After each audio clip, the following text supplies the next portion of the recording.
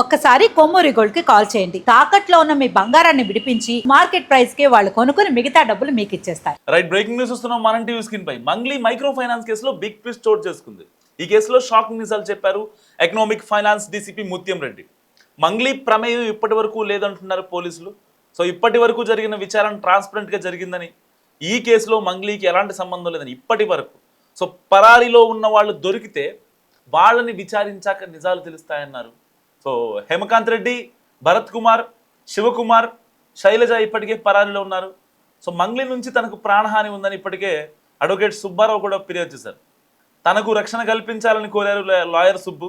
మరి ఇలాంటి కాన్సిక్వెన్సెస్లో ఇప్పటిదాకా నా పేరు వాడుకున్నారని ఆవిడ చెప్పడం, దాని తర్వాత అసలు ఏం జరగలేదని మధు లాంటి వాళ్ళు, రమావత్ మధు లాంటి వాళ్ళు వీడియో రిలీజ్ చేయడం. సో జరుగుతున్న కాన్సిక్వెన్స్లో ఒక బిగ్ ట్విస్ట్ చోటు చేస్తుందని చెప్పుకోవచ్చు. కేవలం మంగ్లీకి తెలిసే ఈ స్కామ్ జరిగింది, మంగ్లీ కావాలనే విక్టిమ్ కార్డ్ ప్లే చేస్తున్నారు.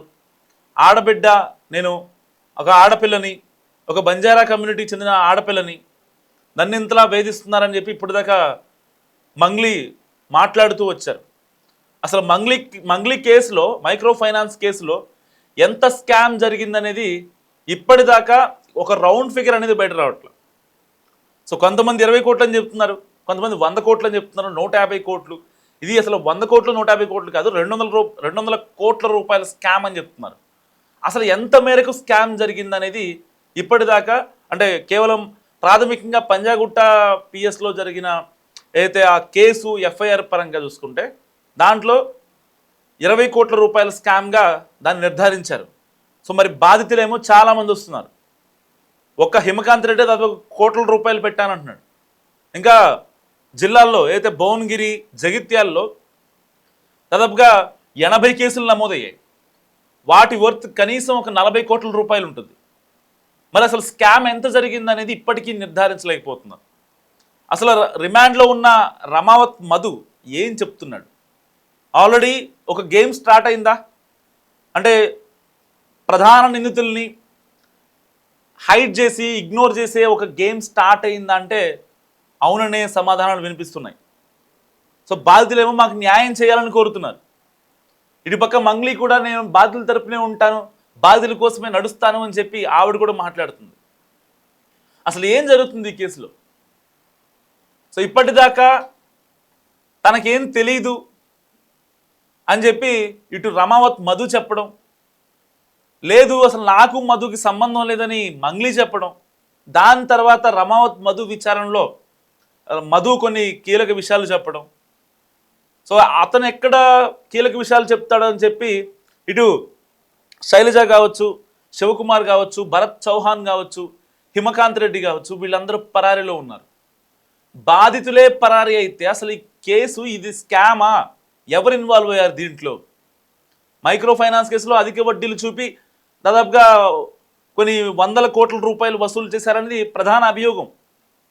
మంగ్లీ ఏమో నా పేరు చెప్పుకొని వాడుకున్నారు, సో నేను కొంచెం బిజీగా ఉన్నాను, దానివల్ల నేను రెస్పాండ్ అవ్వలేకపోయాను అని చెప్పి మంగ్లీ చెప్పుకొస్తుంది. అసలు ఎవరి వాదన నిజం, ఎవరి మాటలు నిజం? మంగ్లీ కేసులో రోజుకొక ట్విస్ట్ నెలకొంటుందా అంటే అవుననే సమాధానం వినిపిస్తున్నాయి. సో ఇప్పటికే మంగ్లీ మీద ఎట్టి పరిస్థితుల్లో తనకి సినిమాలో అవకాశాలు ఇవ్వొద్దని, ఆ అమ్మాయితో పాటలు పాడించొద్దని ఒక ప్రొడ్యూసర్ల కౌన్సిల్కి కొంతమంది కళాకారులు వెళ్ళి మంగ్లీ మీద ఫిర్యాదు చేశారు. ఇలాంటి అమ్మాయినా మీరు ప్రోత్సహించేది? అప్పట్లో బాలసుబ్రహ్మణ్యం గారు కన్నా ఈవిడ బిజీగా ఉందా? ఈవిడ మీద ఆరోపణలు వచ్చినప్పుడు మరి ఎందుకు వెళ్ళలేకపోయింది?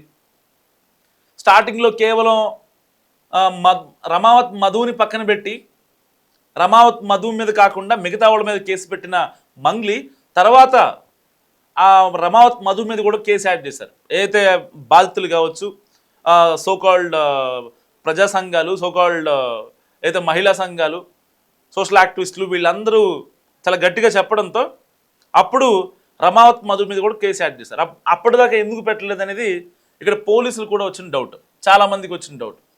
అసలు ఆ స్కామ్ జరిగినప్పుడు ఆ డబ్బుల్ని ఎక్కడ దాచారు? ఇప్పటికే అయితే మంగ్లీ ఇంట్లో ఆ నోట్ల కట్టలు లెక్కెడుతున్నటువంటి విజువల్స్ మనకు బయటకు వచ్చాయి. ఒకటి కాదు, రెండు కాదు, అన్నీ 500 రూపాయలు కట్టలే. దాదాపుగా ఒక 50 కోట్లు ఉండే అవకాశం ఉంది. అవి లెక్కెట్టడానికే ఒక 2 రోజులు పట్టుద్ది. అంత డబ్బు ఉంది అక్కడ. మరి ఆ డబ్బుతో ఇటు రమావత్ మధుని శివకుమార్ సన్మానిస్తున్నట్టుగా, లేకపోతే యూఎస్ఓ యూకేనో వెళ్ళి అక్కడ వాళ్ళు లగ్జరీ కార్లో తిరుగుతున్నట్టుగా. సో సిమెంట్ ఫ్యాక్టరీ అని చెప్పి వీళ్ళ దగ్గర డబ్బులు తీసుకున్నారు. మరి ఆ డబ్బుల్ని దేంట్లో పెట్టారు? స్కామ్ జరిగిందనేది ఇక్కడ తేటతెల్లం అవుతుంది. లాయర్ సుబ్బు కూడా మొదటి నుంచి దీంట్లో స్కామ్ జరిగిందని చెప్తున్నారు. ఇప్పుడు తనకు ప్రాణహాని ఉందని సిపి సజ్జనర్ని కలిశారు, డీజీపీని కలిశారు. సో తనకి వెంటనే తనకి రక్షణ కల్పించాలంటూ, పోలీసు రక్షణ ఇవ్వాలంటూ ఆయన ఇటు పోలీసు యంత్రాంగాన్ని కోరుతున్న పరిస్థితి. నిజంగానే అడ్వకేట్ సుబ్బుకి, లాయర్ సుబ్బుకి ప్రాణహాని ఉందా?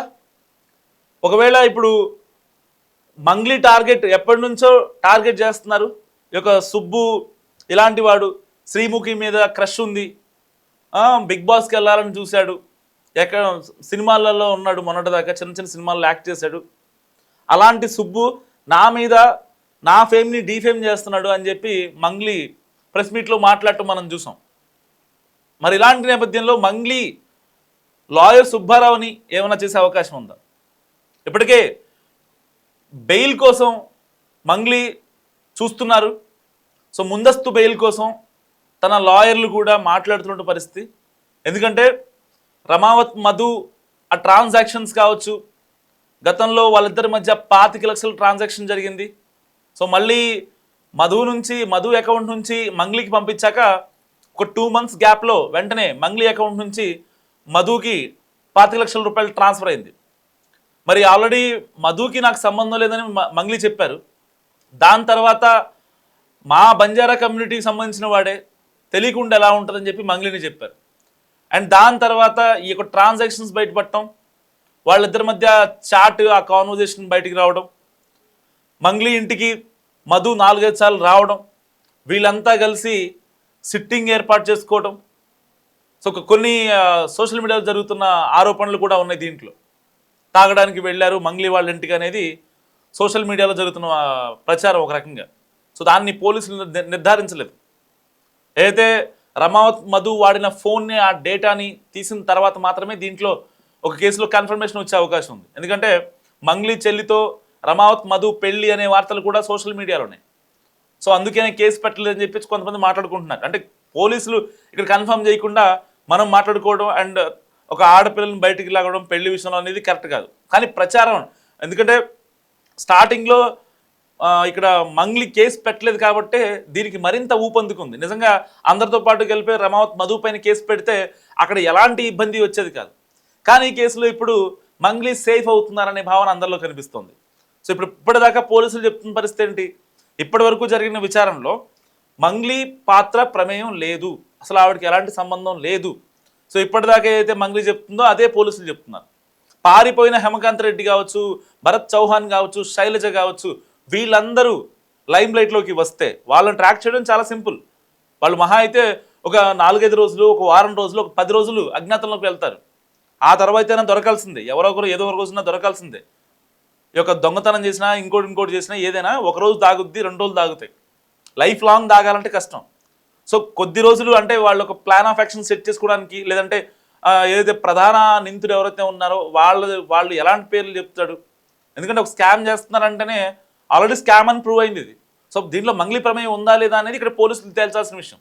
కానీ ఒక స్కామ్ జరుగుతుందంటేనే తర్వాత జరుగుతున్న పరిణామాలకి వాళ్ళు కొంచెం విధేయులుగా ఉంటారు. ఒకవేళ దొరికితే ఎలాంటి పనులు చేయాలి, ఎవరెవరు స్కిప్ అవ్వాలి, ఎవరి పేరు చెప్పాలి, ఎవరి పేరు చెప్పకూడదు అనేవి కూడా వాళ్ళు ముందే ప్లాన్ చేసుకొని ఉంటారు. ఇలాంటి నేపథ్యంలో మంగ్లీ తమ్ముడు కూడా పరారీలో ఉండడం అందరినీ ఆశ్చర్యానికి గురి చేస్తుంది. నిజంగా మంగ్లీ ఆ రోజున ఏదైతే లాయర్ సుబ్బు మీద పంజాగుట్టలో కేసు పెట్టడానికి వచ్చినప్పుడు నా తమ్ముడా అని చెప్పి తన గడ్డం పట్టుకొని ఇంత అమాయకుడిని డబ్బులు లెక్క పెడుతున్నాడు అనడానికి అసలు లాయర్ సుబ్బుకి నోరు ఎలా వచ్చిందంటూ మంగ్లీ మాట్లాడారు. మరి అలాంటి మంగ్లీ ఇప్పుడు తన తమ్ముడు పరారీలో ఉన్నాడన్న విషయాన్ని ఎలా తీసుకోగలరు? సో మీరేమనుకుంటున్నారు? మస్ట్గా కామెంట్ చేసి ప్రయత్నం చేయండి.